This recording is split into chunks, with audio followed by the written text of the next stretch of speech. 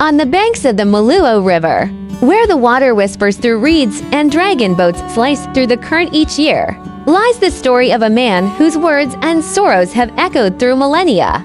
Yuan, a poet, statesman, and patriot of ancient China, is more than a historical figure.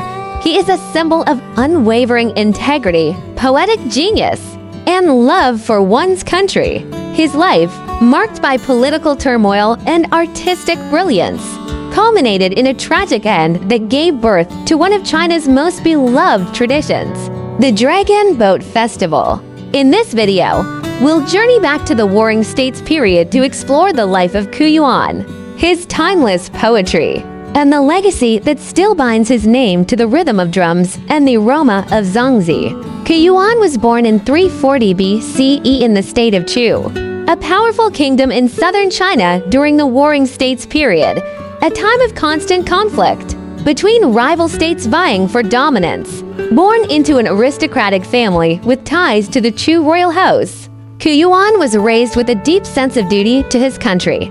From a young age, he displayed exceptional intelligence and a gift for poetry, but it was his passion for reform and justice that would define his life. As a court official, Yuan rose to prominence under King Huai of Chu, advocating for policies that would strengthen the state, fighting corruption, promoting talented commoners over incompetent nobles, and forming alliances with other states to counter the growing power of Qin, Chu's greatest rival. His idealism and integrity made him enemies among the corrupt officials who surrounded the king. However, these rivals spread rumors about Yuan, accusing him of arrogance and disloyalty, and gradually turned King Huai against him. In 313 BCE, Yuan was exiled from the capital, a devastating blow for a man who had dedicated his life to serving Chu, though he would briefly return to favor under King Huai's successor. Political intrigue soon led to a second, more permanent exile. It was during these years of displacement, wandering through the countryside, separated from his homeland, that Yuan's poetry flourished, giving voice to his grief, his love for Chu, and his unshakable hope for its redemption. Yuan's poetry is a window into the soul of a man torn between loyalty and despair.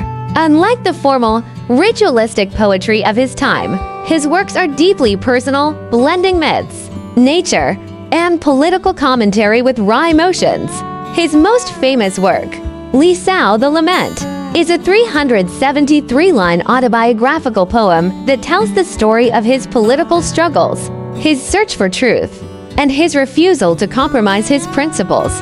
In it, he compares himself to a fragrant flower surrounded by weeds, a metaphor for his integrity in a corrupt world. I am the one who gathers orchids at dawn and picks the beauty of autumn at dusk.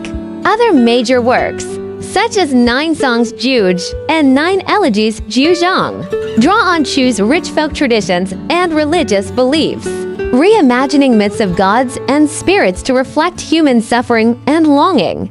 9 Songs, a collection of ritual hymns, is filled with vivid imagery of love between gods and mortals, while 9 Elegies, written during his final exile, breathes with sorrow for his fallen country and his own powerlessness.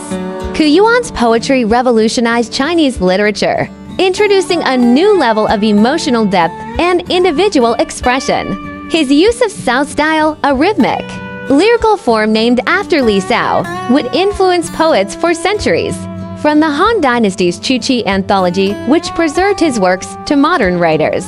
More than that, his words gave form to a universal human experience, the pain of betrayal, the courage to stand alone, and the enduring power of hope.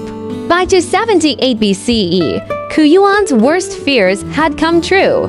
The Qin army captured Ying, the capital of Chu, reducing the once mighty kingdom to ruins. For the exiled poet, this was the final blow. Despondent over his country's fall and his inability to save it, Yuan wandered to the banks of the Maluo River. There, on the 5th day of the 5th lunar month, he wrote his last poem, then clasped a stone to his chest and jumped into the water.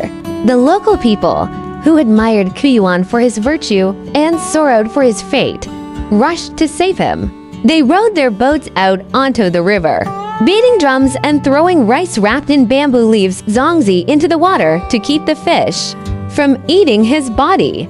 Though they could not rescue Yuan, their actions gave birth to traditions that would honor his memory for over 2,000 years. Dragon boat racing, which reenacts the search for his body, and eating zongzi, a reminder of the rice thrown into the river. Today, the Dragon Boat Festival, Duanwu Festival, is celebrated across China and in Chinese communities. Worldwide, a vibrant tribute to a man who became a symbol of patriotism and integrity. But beyond the races and feasts, the festival preserves the essence of Yuan's legacy, the belief that one person's commitment to truth and country can inspire generations.